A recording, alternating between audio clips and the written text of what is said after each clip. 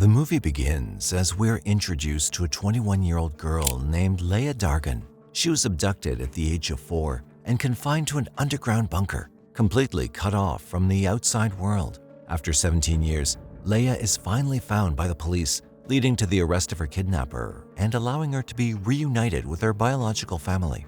Following her stay at the hospital, Leah returns to her home where she's introduced to her parents, Glenn and Marcy. However, due to her years in captivity, Leah has no memory of her parents or her previous life, causing her to appear distant from them.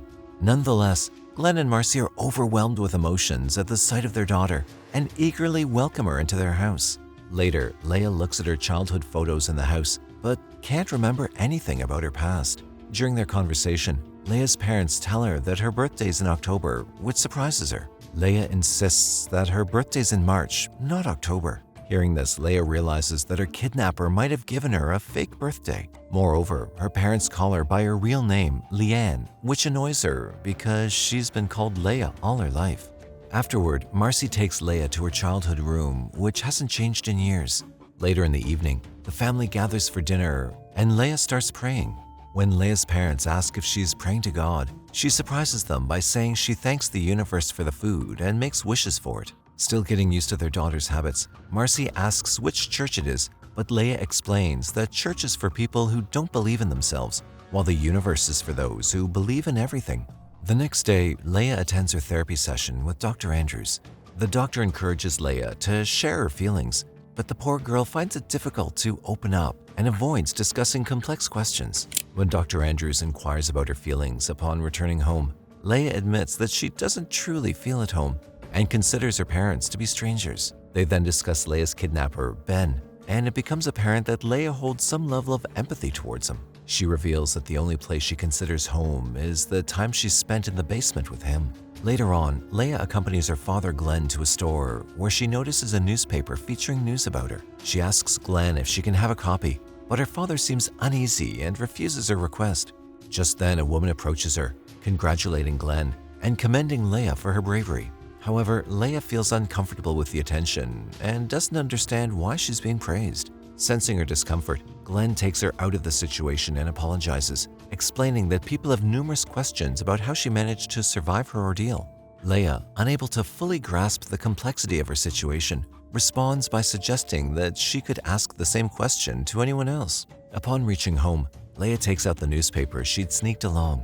As she reads through the article, memories of her time with Ben come flooding back, causing her to break down in tears. In a flashback, young Leah cries when her favorite doll breaks. She suggests taking it to the hospital, but Ben disagrees, explaining how doctors are bad. Eventually, he fixes her doll, bringing joy to little Leah. She then apologizes to Ben and says she thought he was mad when she looked out the window. However, Ben clarifies that he was actually worried about her and not mad because he wants to protect her from anything scary. He assures Leah that even when he gets upset, he always takes care of her. In the present, Leah fondly recalls those days and smiles to herself. The next day, Leah accompanies Marcy to the local store for a shopping trip. Despite her efforts to be polite, it's apparent that Leah doesn't have a strong desire to form a connection with her parents. Once they return home, Marcy shares the events of their day with Glenn, maintaining a positive outlook that Leah will gradually open up to them. Meanwhile, we see Leah in her room praying to the universe, expressing her concerns for Ben's safety and well-being. As the days go by, Marcy puts in a great deal of effort to build a strong bond with their daughter. On the other hand, Glenn often uses his work as a means of distraction to avoid facing the difficult situation. One evening, the couple engages in a discussion as Marcy wants Glenn to be more present for the family. However, Glenn claims he's doing everything he can and assures Marcy that with time, everything will be fine.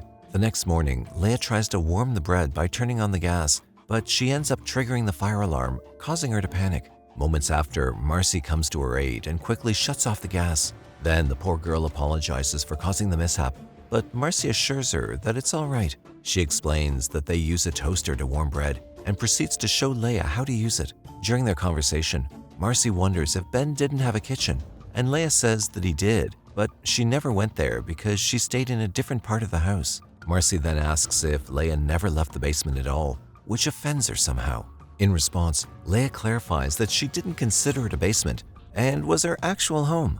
In another flashback, we witness Ben giving a VR camera to young Leia since she's unable to go outside.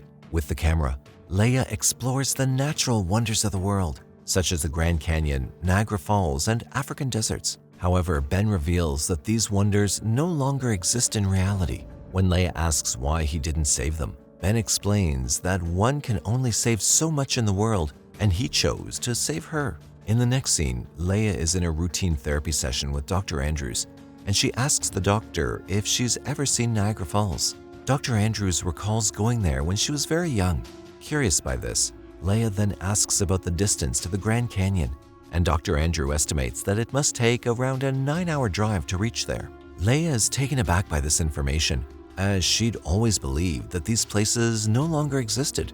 On Leia's 22nd birthday, her parents excitedly announce that they have a special surprise for her. They then present her with a small, adorable puppy. However, as soon as Leia sees the puppy, she becomes overwhelmed with fear and panic. Marcy tries to reassure Leia by explaining that the dog is harmless and urges Leia to touch her. But Leia refuses to go near the puppy and hurriedly retreats to her room.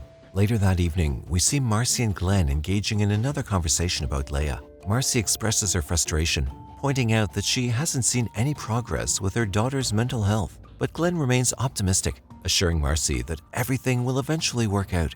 Hearing this, Marcy grows even more frustrated, feeling that Glenn is never truly there for them and merely wants to skip past the difficult times. But Glenn counters by arguing that he's spent the past 17 years supporting Marcy through every hardship when she felt helpless. Later, the couple has a discussion with Leia about their plan to hire a tutor for her studies. Leia admits she doesn't know what a tutor is, so they explain that a tutor is a teacher who would come to their home and help her learn and understand various subjects. The scene then shifts to another flashback where we see Leia arguing with Ben after he left her alone for 3 days. Ben tries to explain that he had work to attend to, but Leia's frustration escalates to the point where she begins physically attacking him. Eventually, Ben manages to calm her down and sincerely apologizes, assuring her that he did not intend to be away for so long.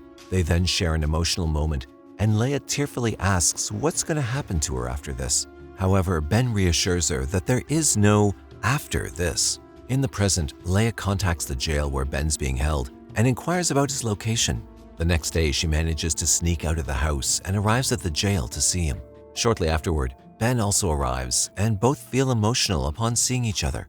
As they chat, Leia asks if he knew he was changing things about her, such as her birthday and her real name. In response, Ben claims that he was never aware of those details in the first place, so he didn't make any changes. Leia then inquires if he ever regrets taking her.